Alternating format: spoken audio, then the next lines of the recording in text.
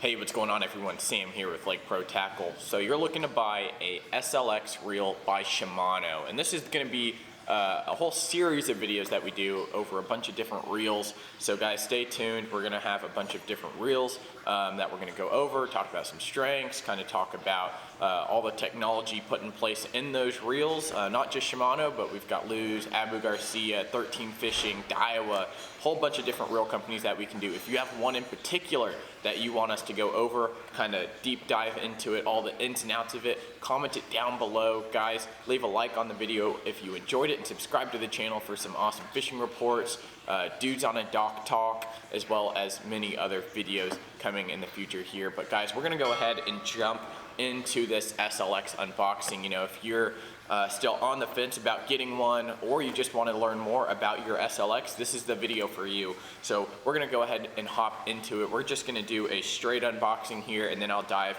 into some of the key features as well as some of the cool things that you can do with the SLX reel. So right off the bat, we're just going to open up the box here. Shimano has these standard boxes here, all about the same size.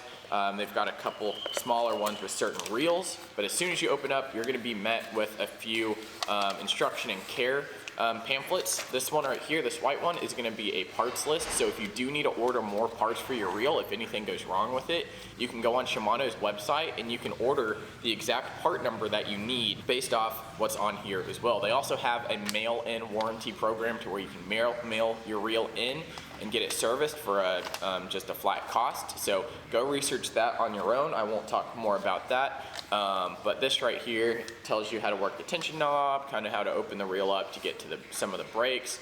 So you can explore that. I'll talk about all that here as we go along. Next up in the box, you've got some Bantam oil. Now this oil comes standard with all the reels that Shimano offers. It's going to be used for your bearings. Don't be confused. Do not put this on your gears. This Bantam oil only goes into the bearings, and you really only need like half a drop, maybe a drop in each bearing. So don't overload your bearings. If you do service it on your own, just to get it a little smoother, more oil does not mean smoother reel. So next up, the last thing in the box here is going to be the reel itself. So I'm going to leave this here and then talk about the reel that we have out on display. And you can see kind of down this line here, we've got a ton of reels at Lake Pro Tackle, so you can check them all out if you come in store. You can head online to lakeprotackle.com and you can see all the stuff you might want to find there. We have a bunch of exclusive and new product in, so keep checking daily. Follow us on social media and you'll find out when we get that stuff in as soon as it drops. So we're going to talk about this SLX reel here. This reel is a super awesome reel. This is not the lowest price point that Shimano has on a reel, but this guy right here is going to be a $99 reel. So basically a $100 reel, and you're getting a lot of cool technology in it. Right off the bat, some stats about it. This reel here weighs 6.9 ounces, so it's going to be a pretty standard weight for most reels. You know, it's very comparable. It's a little lighter than something like an Abu Garcia Revo X, something like that. It has 3 bearings plus 1 roller bearing on it. So it's still a really smooth reel, even with the low amount of bearings. You know, more bearings doesn't always mean a smoother reel. It has a lot to do with the gearing and some other technology that comes into play, as well as kind of where those bearings are actually placed. And you know, keep in mind that as you add bearings, it generally adds a lot of weight to the reel because those are metal BBs in there and metal casings. So again, more bearings doesn't always mean better reel. So moving on to line capacity, this reel has a really good line capacity, holding 12-pound monofilament. You can have 110 yards on this spool here, so that's quite a bit of line. You know, if you move up to like 14-pound line, it's around 85, 90, and it all depends what line you put on as well. You know, monofilament's a little bit thicker than fluorocarbon. You know, if you put braid on, that number is going to go higher and higher because that braided line diameter is going to be smaller than something like a monofilament or fluorocarbon. So you won't have any issue throwing just about anything you want on this reel. I wouldn't suggest throwing anything too big though. You know, maybe 20-pound line. I wouldn't do that per se. You're not going to have a lot of 20-pound line on here, but this reel, I would say, is not big enough for something like a 3+ ounce bait, something like a big swim bait, maybe a giant A-rig or something like that. So don't overload the reel. Great for basically general purpose stuff, you know, whether it be Texas rigs, jig fishing, crankbaits. You can get away with a lot of different things on it. Now with that being said, this reel here comes in 3 different gear ratios and a 6, 7, and 8 speed, as well as has a 11 to 12 pound drag. Now the 6 gear ratio reels have 12 pounds of drag, the other ones have 11. That might seem like a low number to some of you who are just starting out and you see something like a Luz or an Abu Garcia have like 20 pounds of drag. I fish a lot of Shimano, fish a lot of Daiwa, and they both have a much lower rating drag compared to some of the other ones, but trust me, I haven't had any issues with 11 pounds of drag on any of my reels. I can still lock it down and it's not moving out, or I just can't pull hard enough to pull that 11 pounds out. One of the two. To have a reel like this, the Shimano, even the Daiwas, you know, it's a very smooth drag. So it's like as you hold the spool here, loosen up the drag, it's still super buttery smooth, and even pulling your line out, it's a very smooth drag system. So we're going to talk about some of the internals on this reel, kind of talk about how the brakes work, some of the technology in place. So first off, it has a Hagane body, and if you don't know what that means, you probably don't know what that means. That body is going to be a metal body. It's going to be basically a composite that makes this reel very, very light. Instead of using like straight aluminum or something, the Hagane body allows it to be a very light reel while maintaining structural rigidity. Next up, they have the S3D spool, and that's going to reduce vibration. So as that spool, as you cast it and it's spinning at a very high speed, a lot of that vibration that can happen in maybe some other reels is eliminated because that spool is going to be held in place by a certain bearing, and that's where 2 of those bearings come into play, one on the side plate and one on the other side of the spool, on the handle side. Next up is going to be the super free spool, and that's going to reduce friction. So when you press the thumb bar down and that spool opens up and you can cast, the way they support that reduces a lot of friction, which gives you a very long casting distance. Next up is going to be the VBS, and that is going to be the centrifugal brakes, and you're going to find those in the side plate of this reel. So opposite the handle, to open this reel, all you have to do is click this little lever over, and it says open. You click that, and the cap pops off, and you can see the bearing on the inside here, as well as the spool when you open it up. So we're gonna pull the spool out here. It's a very cool blue spool.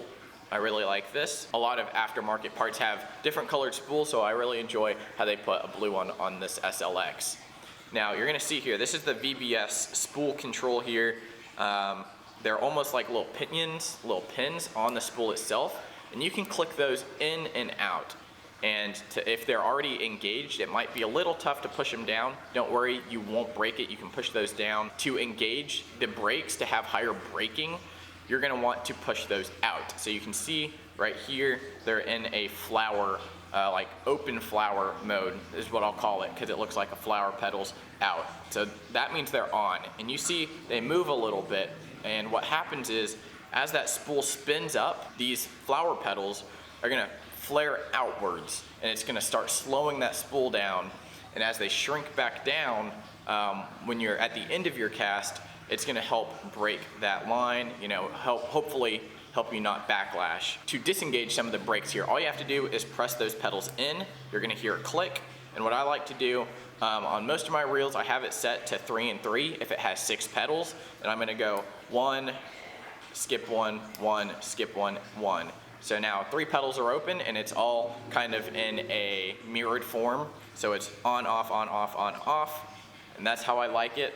Sometimes if it's very windy or I'm fishing in very windy conditions, I'll have a couple of them on, a couple of them off, but I will try to make sure it is basically mirrored on both sides. So it's either, you know, on, off, on, off, on, off, or maybe I'll have 4 on and 2 off, and it's gonna be on, off, on, off. So that way they're mirrored, that way the spool doesn't kind of get out of balance, and that's one tip for y'all if you do have the VBS brakes. Next up on the reel, we're going to talk about the tension knob. This is not a clicking tension knob, so I know a lot of different companies have clicking tension knobs. This one does not. It's going to be found right between the reel itself and the handle, and if you're right-handed, or even if you're left-handed, pushing it forward is going to tighten that spool down, and pulling it backwards towards you is going to loosen that tension up on the spool. A lot of the times when I'm setting my reels, I like to have minimal play in the spool. And to check your play, all you have to do is grab onto it, and you can wiggle it back and forth, left and right, if you're holding the reel like this.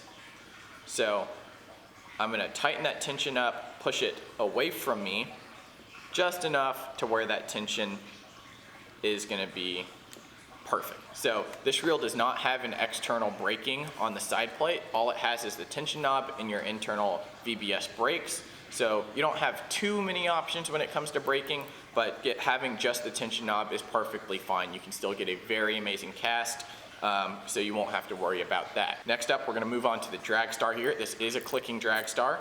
Not a very loud clicking drag star, but it is still there, and you can hear it very definitively. And you know, it's gonna be the same concept.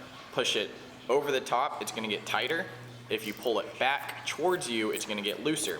So you can loosen it up quite a bit.